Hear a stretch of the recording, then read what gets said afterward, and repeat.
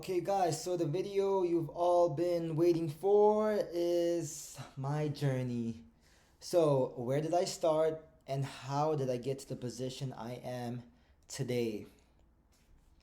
So, I was in high school as a senior, and my friend who was in IML, which most of you guys shouldn't know, or if you don't know, it's basically like a network marketing company which sells their trading course.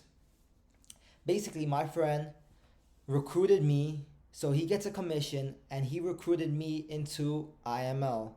And that was my first time getting into the markets. So this was senior year in high school, and that was the first time being introduced to Forex. I was 17 at this time.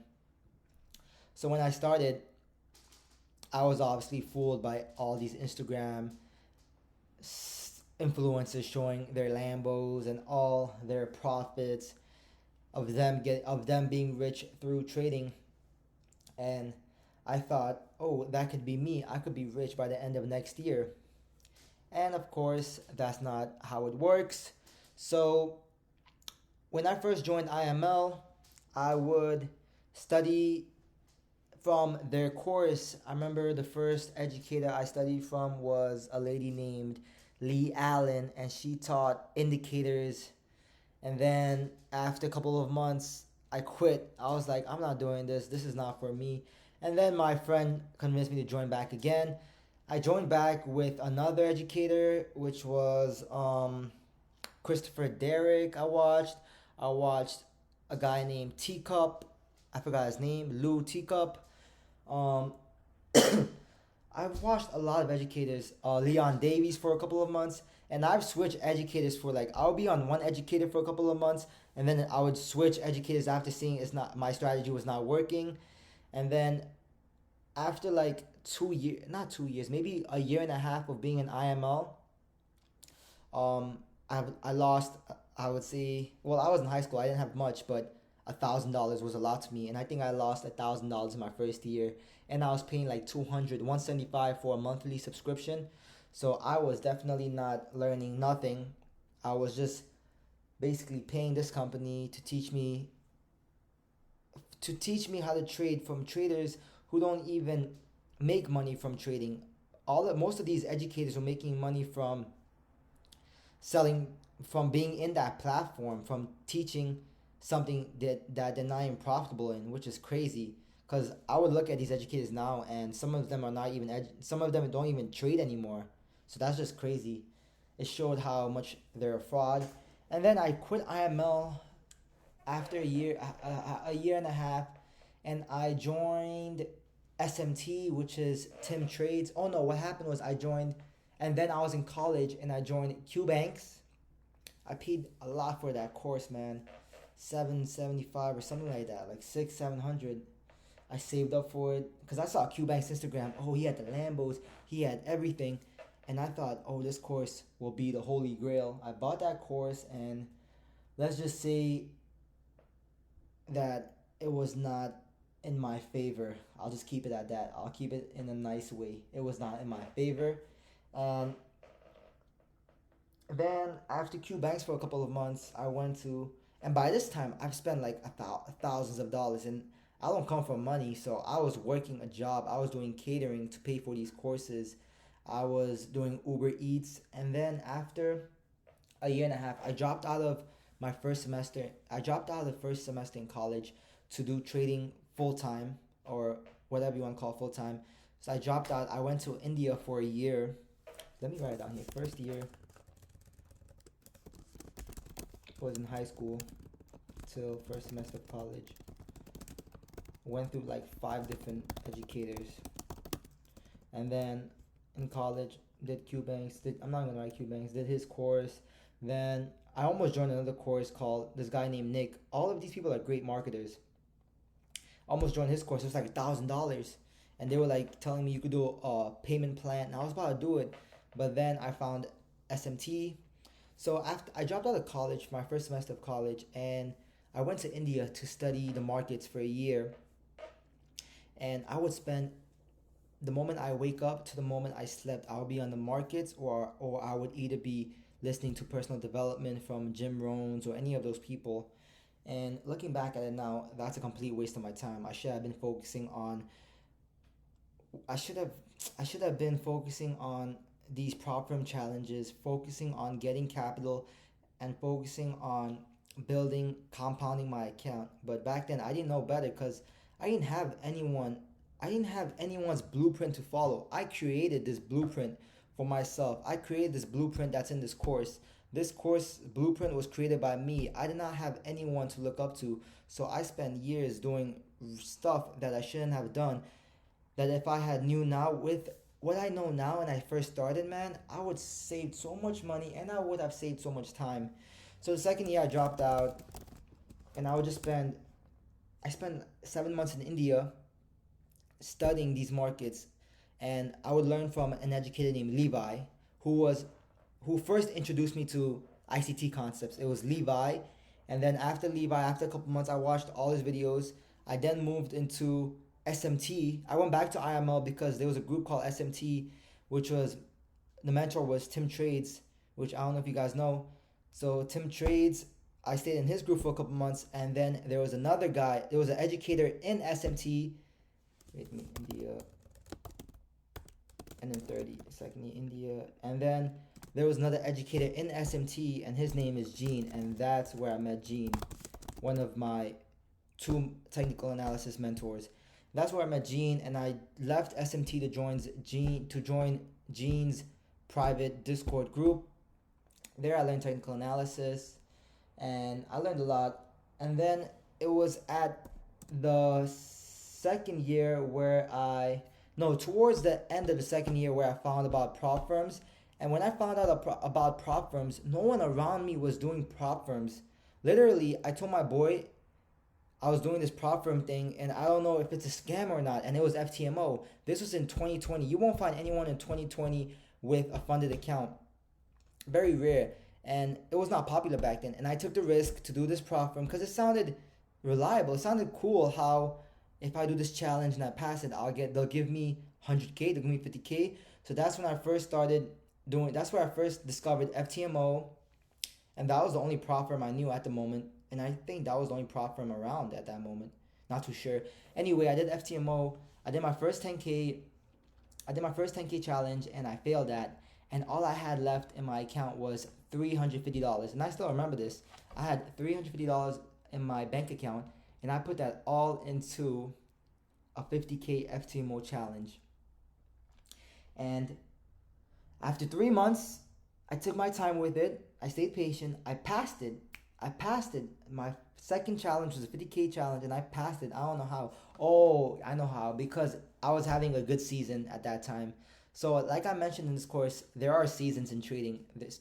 I've been in many educators, even the great traders, they all have seasons. There are times when their trading accuracy is very high for a couple of weeks, a couple of months, and then next month it'll be okay, and then next month it'll be bad, and then the next month it'll be great. There are seasons in trading. So it was a good season. I passed that 50K challenge and verification, and I got my funded account. And then the third year,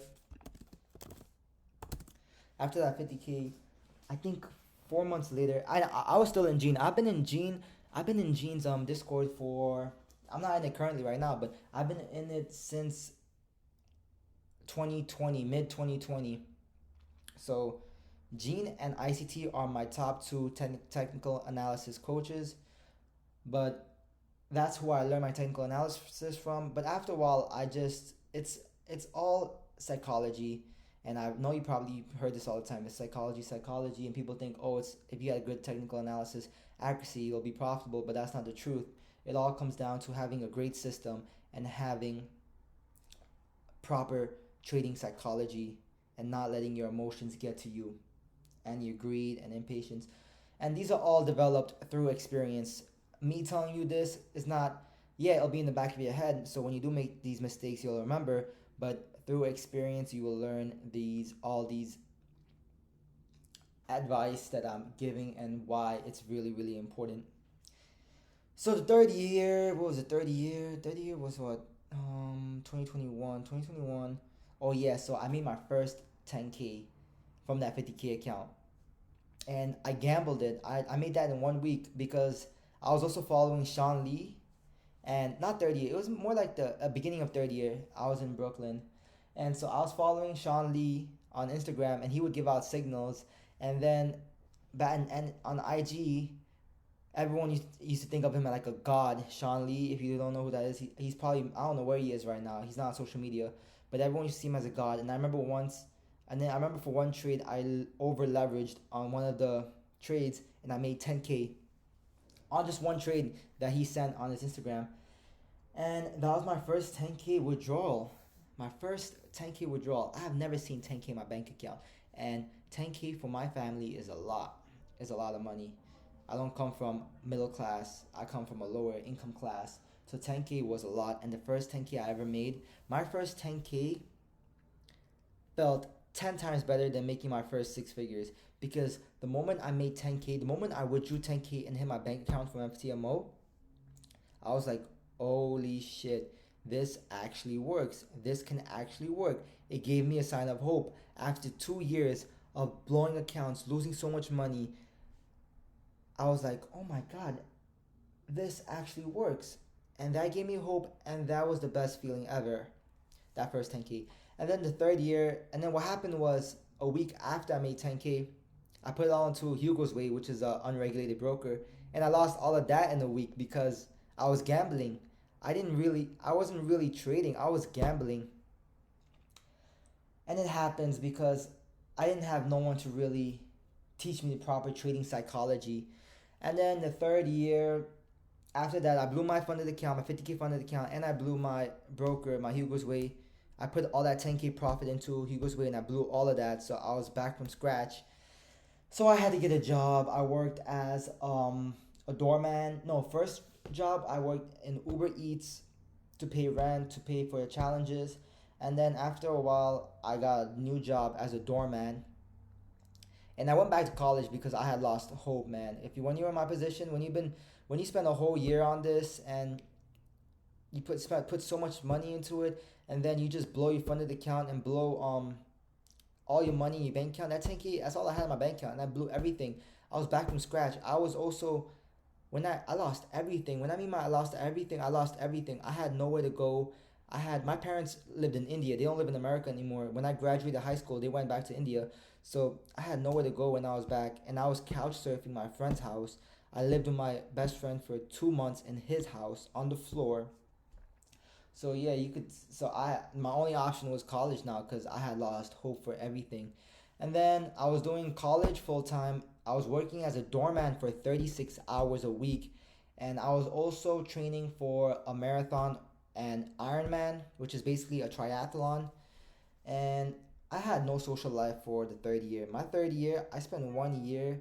I spent 1 year with no social life. I mean, I would meet my friend, like my best friends, like maybe once a month type thing, or maybe once every 3 months. I was in monk mode. I even shaved my head.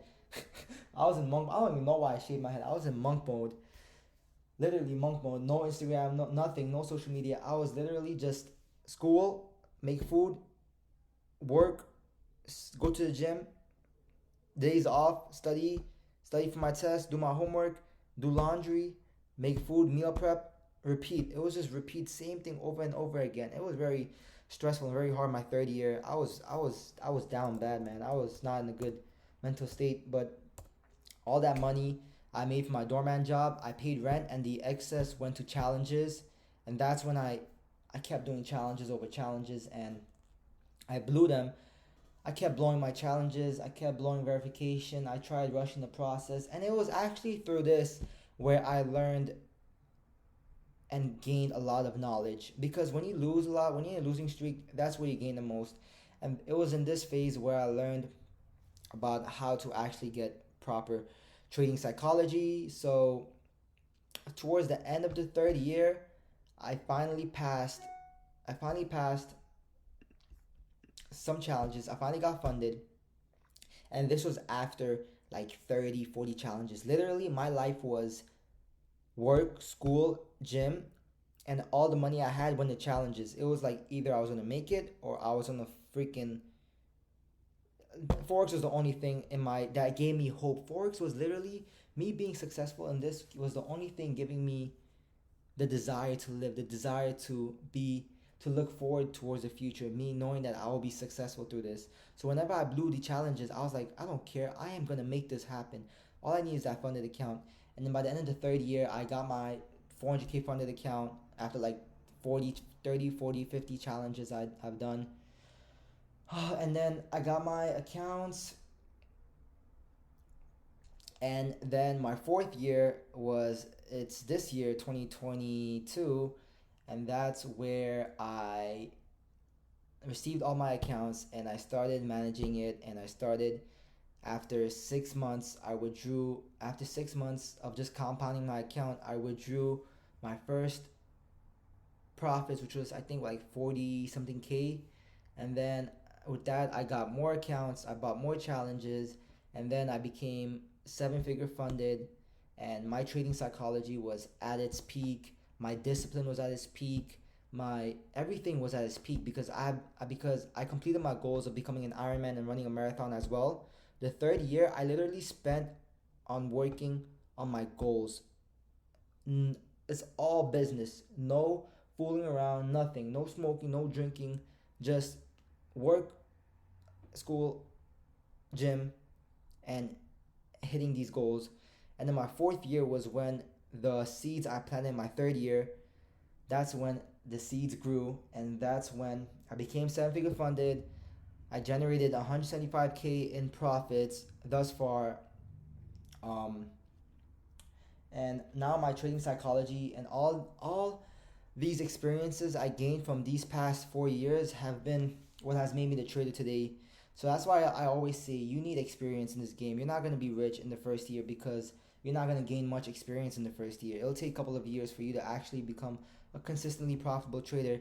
And this course will also give you value and cut your learning curve. If I truthfully had this course when I first started with the blueprint given and everything and just following exactly what's on this course, I would have been successful much earlier.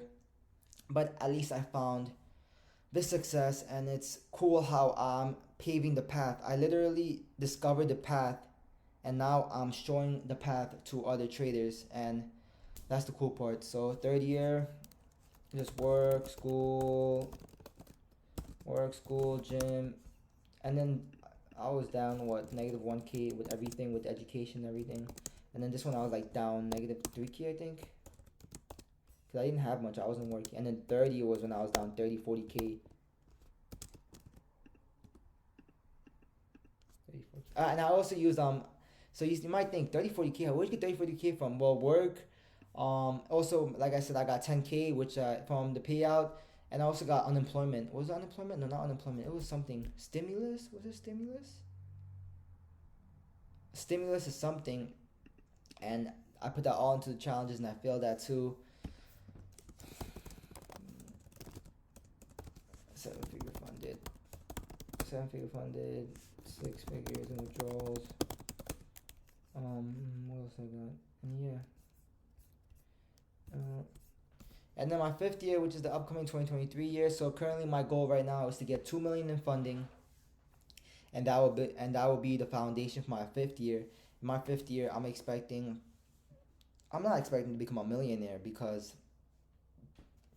then I'll start rushing the process. I just want to I trust my system. I'll just stick to my systems.